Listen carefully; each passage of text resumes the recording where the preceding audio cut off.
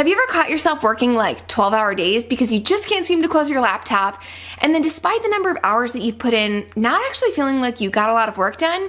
Don't worry about it, because today we're going over 6 steps that are going to help you create, implement, and then stick to boundaries that will help you do better work while you're in the office and be more present when you're at home. This is Bite-Sized Business, where we're helping creative entrepreneurs become the hero of their own creative small business. I'm your host, Abby Grace. I'm an international wedding photographer who also loves educating for other creatives. So here in Bite-Sized Business, we do a lot of strategy for creative small business owners, as well as tips and tricks for growing photographers. So if that sounds like your brand of strawberry jam, make sure you guys hit subscribe. So when I say boundaries, I'm not just talking about brackets placed around the time that you spend sitting at a desk. I'm also talking about the time that you spend thinking about work, actively or passively engaging in work, problem solving, that kind of thing. So picture this. You spend 8 hours at your desk, and come the end of the day, you don't really feel like you got 8 hours of work done. That's fine, you tell yourself. I'll just do a little bit while I'm at home with my family. Maybe you take your phone into the kitchen and check your email while you're making dinner with your spouse. Or you bring your laptop to the couch while you and your kids are watching a movie.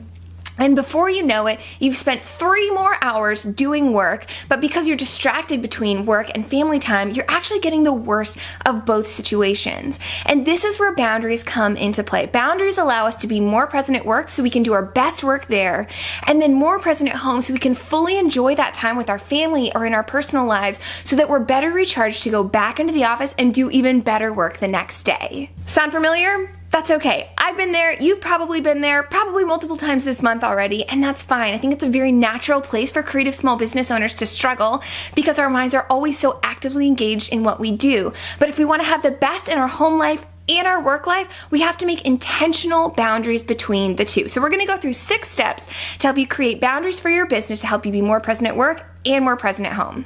Step number 1, ask yourself this: are there any specific blackout times that we need to outline before we can set a schedule, both in your personal life and your work life? Do you have any recurring meetings, things like Tuesdays together, kids' ballet performances or football games, date nights with your spouse, days off? Those are really important to black out because otherwise they seem flexible, and days off should not be flexible. Maybe you've got church obligations. If you're in the wedding industry, things like wedding days, anything that absolutely, positively cannot be moved, cannot afford to be missed, go ahead and black those out on your calendar now. Step number 2, ask yourself, when do you do your best work possible? Is it a certain time of day? Is it a certain day of the week that you know you're really in the zone? Identify that time and then mark that off on your calendar as well. It's really tempting to see big blocks of time on your calendar that don't have meetings or errands scheduled as free time, but it's not. So for example, I do my best work in the morning, and so a new rule for us is that I do not schedule meetings in the morning. I know I'm in the zone in the mornings. I do my best writing, I do my best editing in the morning, and so I want to save that time so I can do my best work for my clients, and then in the afternoon when I'm hitting a little bit of a slump, that's when I'll go out and do errands or schedule meetings with vendors or new brides, that kind of thing. Step number 3, decide when you're going to be present and engaged at work, and then when you will be present and engaged in life outside of work. Don't feel bound to a traditional Monday to Friday 9 to 5 schedule if that's just not going to work for your current life situation. Maybe you have a new small business, but you're also trying to juggle that with being a stay-at-home mom, and that's totally fine because in that situation, 9 to 5 is clearly not going to work. So maybe for you that means you get up an hour and a half before your kids wake up and you have some personal time as well as a little bit of time to knock out some editing. Then when your kids are down for naps again, you get another hour or 2 of uninterrupted time. Maybe your spouse is an emergency responder and they work the graveyard shift from 5 p.m. to 5 a.m. And in that situation, 9 to 5 is definitely not going to work. I guess what I'm trying to say is being a small business owner means that you have the luxury of creating a schedule that works for you according to your life situation and your client's needs. So don't be afraid to tailor that. The most important thing is that you guys create those boundaries, enunciate those, and then stand firm to them. Don't view those boundaries as flexible or unsubstantial, because what happens when you start to view those boundaries as too flexible, permeable, what that ends up doing is creating this muddy no man's land where you're not really getting your best work done and you're not getting your best family time accomplished, and so you get the worst of both worlds. Step number 4, enunciate when and how you're available to clients, vendors, leads, etc. There are a number of ways to do this, but one of my favorites is only listing the channels of communication that I want my clients to use with me. I'm an email girl, so I really want people to email me. It means I don't generally respond to Instagram DMs, or if I do, it's to point people to email. It means I also don't list my phone number online because I don't want leads calling me to ask if I'm available. 1, because I may not have my calendar in front of me, but 2, because it would make it really easy for someone to call call me at 8 p.m. when I'm trying to have dinner with my husband or spending time on a craft project. I only list the channels that I want my clients to communicate with me online so that it doesn't leave those other channels open when I'm not ready to receive them. You can also do this by listing your work hours in your email signature. So everyone that you're communicating with via email gets the picture that if they don't hear back from you after 5 p.m., it's probably because you don't work after 5 p.m. Our office hours are 9 to 4, Tuesday through Friday. And so generally people get the picture. If they email me after 4, they're not going to receive a response until the next business day. If you're someone who prefers not to be available via phone, make sure you're letting work calls roll to voicemail after work hours. I know it may seem like a small thing to pick up the phone and take a work call while you're relaxing with your family, but what that does is it pushes you back into work mode and it pulls you out of being present with your family. And remember, when we're in that muddy no man's land of not getting our best work done and not really being present with our family, we're getting the worst of both situations. Step number 5, remove easy access avenues to work from your phone. So this might sound crazy, but I actually don't keep email on my phone. A few years ago, I figured out that I was legitimately addicted to checking my email, whether during the workday or outside of the workday, and that became a problem especially for the latter because it meant I wasn't really able to be present with family and friends. I wasn't really able to find rest because I was constantly thinking about work.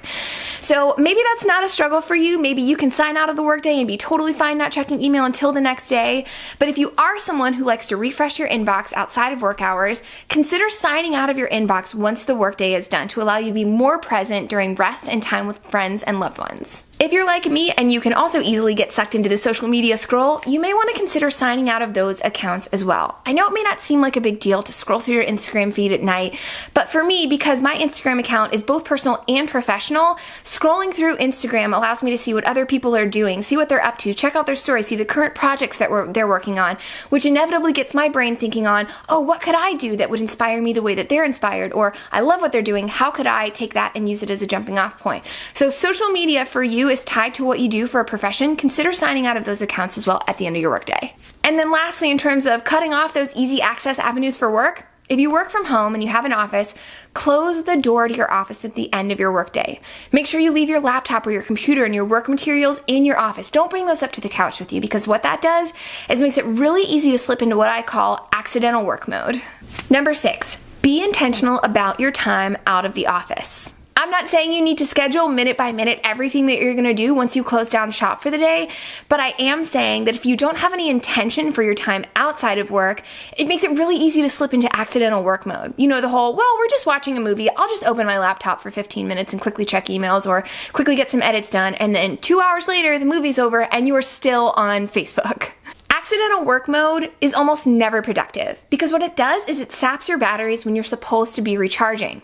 So the next time you go into work, when you should be ready to go, you're operating at 80% because you never gave your batteries the chance to recharge to 100. Boundaries place protection on that time when you should be recharging. And what that ends up doing is meaning you get better work done when you're at work and you enjoy that time and are able to rest better when you're not at work.